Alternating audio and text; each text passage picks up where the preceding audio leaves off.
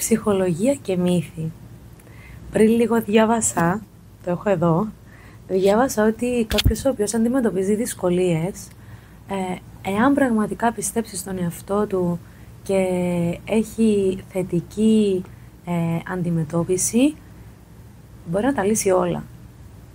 Πολύ θετικό το να έχει κάποιος θετική αντιμετώπιση στα πράγματα, όμως αυτόν ίσως υπερβαίνει τα όρια της θετικής τοξικότητας. Η θετική τοξικότητα είναι όταν μειώνουμε τη σημαντικότητα των αρνητικών συναισθημάτων και απαγορεύουμε στον εαυτό μας να νιώσει πραγματικά τα συναισθήματα που νιώθει, χάρη του να πρέπει να διατηρήσει τη θετικότητά του. Υπάρχει ισορροπία.